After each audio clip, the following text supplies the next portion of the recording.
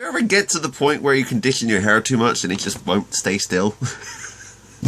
It's everywhere! Hey guys, and welcome into the Roxy Report. Okay, so today I'm doing my Q&A. If you haven't already added your Q&A question to the list, comment down below with hashtag Q&A and I'll be answering those in an upcoming Q&A.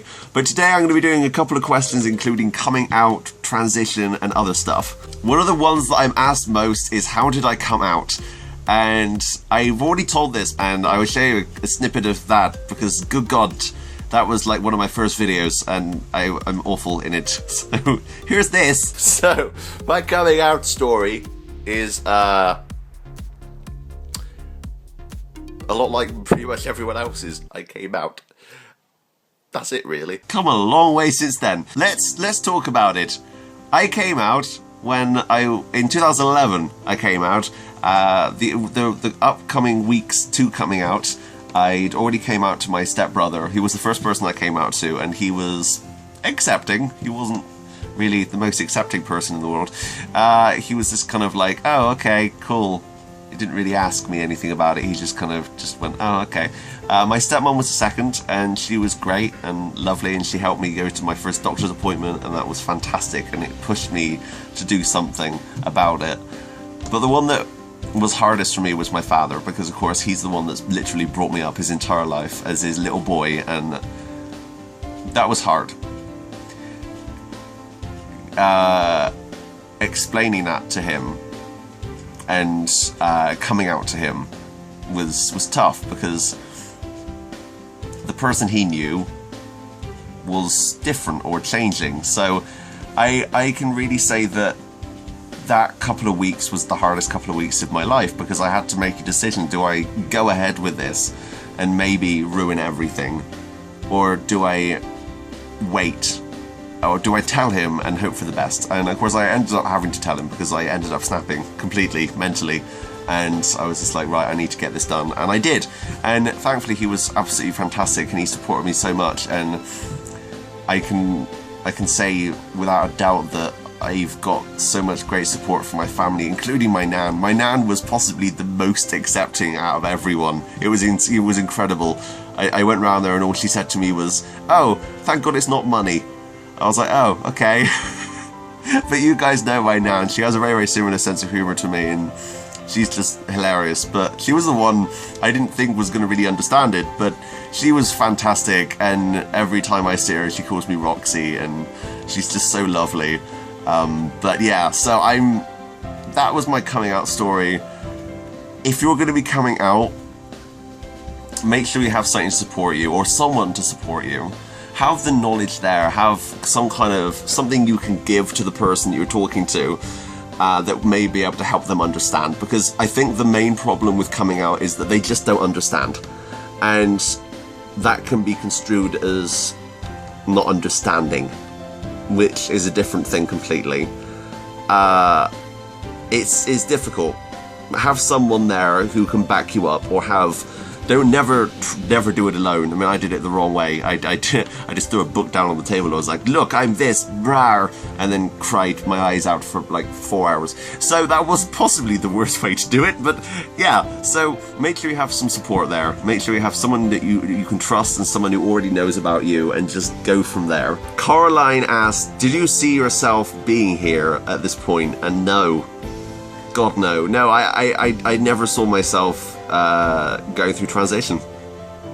I think a lot of us, when you come out, you're kind of in the mindset that it will probably never happen, and that's an unfortunate thing, because thankfully this last year, 2015, was by far the best year for any trans people. It was the best year for LGBT complete. I mean, gay marriage was legalized in the US and the UK, and that is freaking fantastic. I was so happy about that. And also, of course, all the Caitlyn Jenner stuff, and there was so much news about trans community people, and just it was a fantastic year for the trans community and the LGBT community in general. And I'm really, really glad that's the case, because it's opening the eyes of people who maybe didn't understand beforehand. But a couple of years ago, God no, I didn't think I was ever going to transition. I was either too scared or thought I was just weird.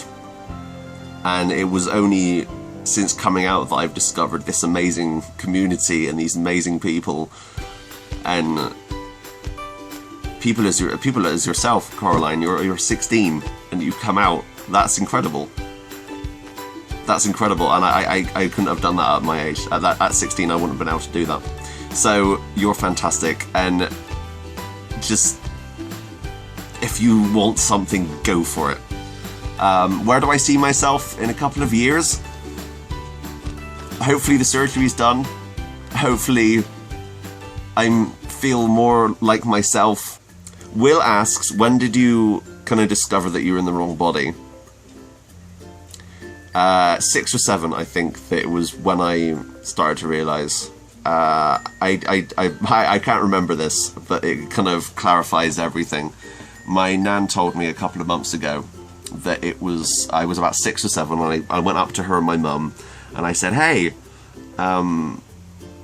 I should have been born a girl, and they kind of laughed it off and were like, what are you talking about, you're a boy, kind of thing. And they didn't know about transgendered people at all, I don't think. They didn't know about that part of anything, I don't think, back then. So it's not their fault, but it was just like, crap, back then something could have happened. That would have been amazing if I'd been able to transition a lot earlier, and I wouldn't have had to worry about puberty. And puberty's like that's like the worst thing. If you're transitioning, puberty gets in the way. And unfortunately, puberty had already happened for me, so that I had to go through it all over again. Not many people can say that. Do you have to go through puberty twice? So it was around then, I think, that I was starting to realise I always felt different. I'd always felt out of place, and I could never put my finger on it, particularly. I'd always hang out with girls. I never really communicated with boys. I could never really understand them. I always associated myself with the girl group, and I'd always be in the girl group, and that was just how everything went. I always used to play hockey, and I was the only boy playing hockey. I was the only boy in textiles. I was the only boy, I use inverted commas for this, I was the only boy for in childcare. And that was kind of a pointer, I think, that something was definitely wrong. But it was only until college that I discovered that I kind of discovered that that gender dysphoria existed, and that was a big step. That was a big milestone, because if I hadn't found out about gender dysphoria, I probably wouldn't have found out about gender dysphoria until 2015, when all the big news happened. So that's kind of an interesting look at my life, I suppose. But yeah, discovering yourself is difficult when you don't know what's wrong with you. You can't self-diagnose when you don't understand the thing that you're trying to diagnose yourself with. And that's weird. I'll put links in the description for both those amazing people.